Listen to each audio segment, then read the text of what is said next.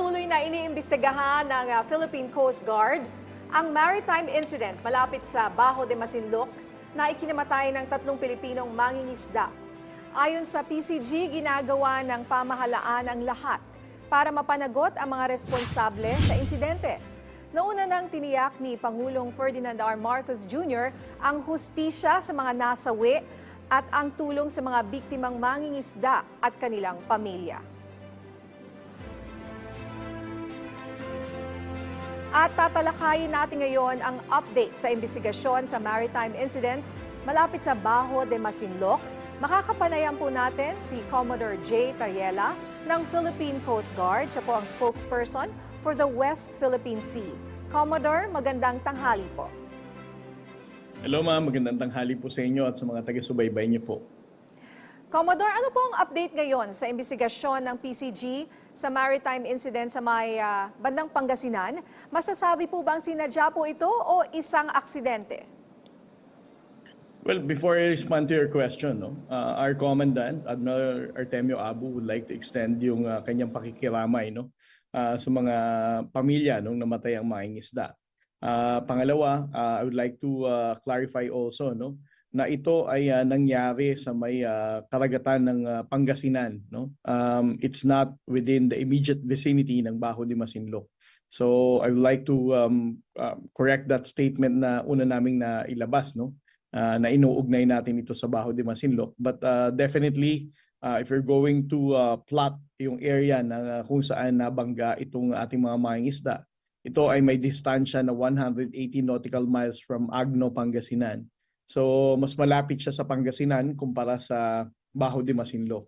Now, kung ang question is if we already have information to say whether the accident was intentional and deliberate or talagang aksidente lang. As far as the initial information that we have right now, we can say na hindi naman ito talaga deliberate, at the same time with the testimony ng ating mga nakasurvive na mangingisda. Sila rin mismo nagsasabi na in this particular time na nangyari ito, masyadong madilim ang area, pangit ang panahon. So there is a possibility na hindi nga sila napansin. So sir, yung 11 mangingisda naman na nakaligtas, kumusta naman po ang kanilang kalagayan ngayon? Well, right now, ang ating 11 survivors, na fishermen, as what we reported yesterday, nakabalik naman sila sa Pangasinan gamit ang kanilang mga service boats. They were also able to recover yung dead bodies ng kasamahan nilang 3. Sa kasalukuyang panahon ngayon, nakabalik na sila ng Zambales. I know for a fact na ang ating local government ng Subic ay nag-reach out na sa ating mga survivors na ito. At ang butihing alkalde ng Subic ay nagpaabot din ng kanyang tulong sa mga mangingisda na ito. Commodore Tariela, I just want to make it clear po, paki-clarify, kasi syempre may agam-agam po ang mga kababayan natin, dahil alam natin na meron tayong alitan dyan po sa West Philippine Sea versus China, and recently nagtanggal po tayo ng mga barrier dyan. At ngayon may ganito pong insidente. At ang sinasabi niyo po, malinaw po, na ito po ay isa lamang aksidente at walang kinalaman sa China?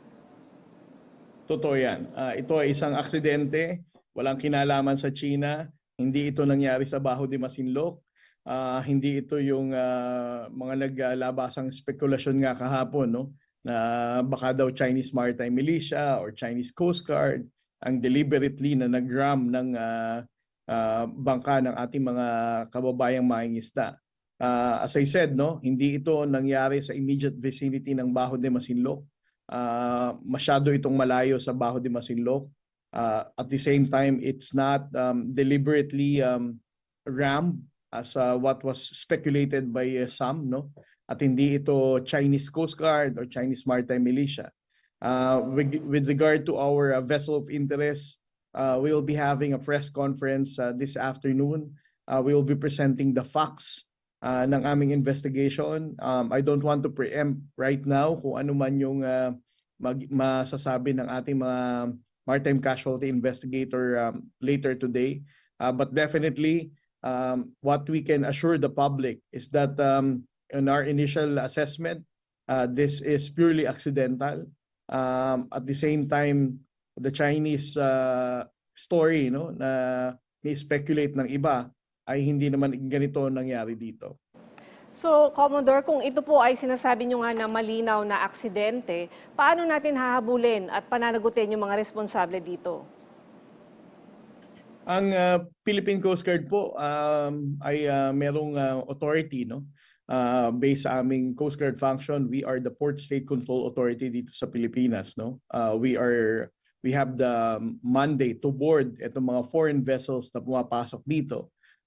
With this identity of the Philippine Coast Guard, we also establish coordination, no, with other coastal state, no, with other government who conduct Port State Control Authority.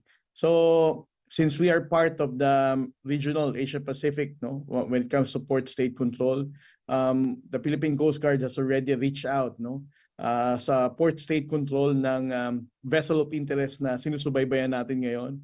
We're going to we have already coordinated with them for them to be subject to much more thorough investigation and to confirm kung ang barko na ito ay dumaan sa area na sinasabi ng mga mangingisda in the specific time and date na nilahad din nila. At kung mapapatunayan natin talaga na yung coordinates na dinaanan nila ay yun nga, no? Of course, through the Department of Foreign Affairs, we will reach out to the flag of registry ng barko na to for the administration for the state administration, kumbaga kung saan siya naka-register, no, ng barko, to help us in asserting yung liability claims, no, sa mga may-ari ng barko na to. So sir, meron na po bang ganitong insidente rin na nangyari na noon? Ano po yung nangyari? Kung aksidente rin daw ba o kung sinadya, dahil nga sabi nyo maraming mga haka-haka yung mga kababayan natin. Kung ganun po, paano nyo po paiigtingin yung presensya ng PCG sa mga maritime territory ng ating bansa? Well, una sa lahat, Ma'am Weng, no, ang area na to, I think it was released yesterday, no. We showed kung how many international foreign vessels ang dumadaan sa particular location na yan kung saan nabangga sila. In short, this is really identified as a nautical highway, no. Daanan talaga ng mga malalaking barko yung pinaglagakan ng mangingisda ng kanilang paayaw, no. For the Philippine Coast Guard, we have a lot of means to monitor ang movement ng mga barko, no. At the same time, tayo naman hindi rin naman tayo nagsasawa na mag-inform, no, ng ating mga Filipino fishermen to identify, kasi in short, itong area talaga na pinaglagakan nila ng payaw is really a nautical highway, no. Alam din ng mga mangingisda natin na ito talaga ay daanan ng mga barko. Right now, that is something that we have to move forward, no. Ang lugar na pwede nating sabihin na hindi sila talaga pwedeng mangisda doon dahil sa mga ibang bansa naman, no. They have identified itong route na kung saan you're not supposed to be engaged in fishing. So that's another possibility. For the Philippine Coast Guard, the only way that we can do is to intensify our patrol for search and rescue kung sakali may mga ganitong insidente. But then again, it's also dependent, no, with the available resources that we have. So that's, as far as the Coast Guard is concerned, that's the only way we can support our Filipino fishermen. Sir, meron po tayong tanong mula sa ating kasamahan sa media na si Alvin Baltazar ng Radyo Pilipinas. Sabi po ni Pangulong Marcos Jr., pananagutin ang mga may kinalaman sa insidente. Ano ang mga violation na maaaring maisampa sa nakabangga? Ano ang susunod na hakbang natin? As I said, no, the Philippine Coast Guard, of course, under the leadership of our Commandant Admiral Artemio Abu, really wanted to have a prompt result of the investigation, no. This is the reason why we're going to have a press conference this afternoon to present to the public what are the findings of our initial investigation and what are the steps moving forward, no? Na gagawin ng Philippine Coast Guard, of course, in coordination with other government agencies. So I don't want to preempt yung magiging press con mamaya, but definitely we have already answers to that question later. Sir, sunod naman na tanong ni Alvin Baltasar pa rin ng Radyo Pilipinas, maihahalin tulad ba ito sa kaso ng hit and run since tinakbuhan talaga at hindi tinulungan yung mga Pinoy fishermen matapos sa mabangga? Well, there are international regulations, no, particularly SOLAS, no, na sinasabi to require itong mga vessels, no, na mag-extend ng help or assistance in conducting search and rescue. But then again, the other thing that we also have to consider is kung hindi talaga deliberate and intentional yung pagkabangga nila, or unknowingly they're really unaware of what they did, no, na nagkaroon ng pagbangga sa fishing vessel. So ito yung mga bagay na kailangan pa nating tingnan, no. Kung nalaman ba talaga nila na may nabangga sila, or alam ba talaga nila na may mga tao na nasagasaan sila, no? Hindi mo to pwedeng maihalintulad sa kalsada, no? Na pag nabangga ka, hindi pwedeng magulungan ng sasakyan, eh. So sa laki ng barko at sa liit ng bangka nila, and of course sa hampas ng alon, hindi mo masasabing yung tunog na narinig mo sa laki ng barko na yon dahil may nasagasaan ka. So there are a lot of circumstances that we need to look into, particularly yung halaga ng sagot ng mga crew ng barko na to, particularly also the master of the vessel. Sa ibang usapin naman po, lumabas sa mga ulat na may dangerous maneuvers na naman di umano ang Chinese Coast Guard sa bagong resupply mission sa BRP Sierra Madre. Commodore, ano po ang mga detalye dito?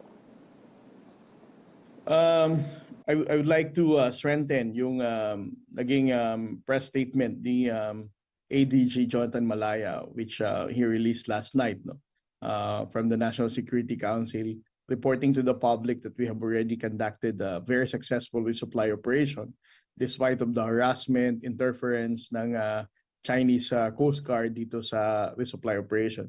However, the Philippine Coast Guard will be releasing, no, yung detalye nitong nangyari sa resupply operation. So as of this time, it has yet to be cleared, no.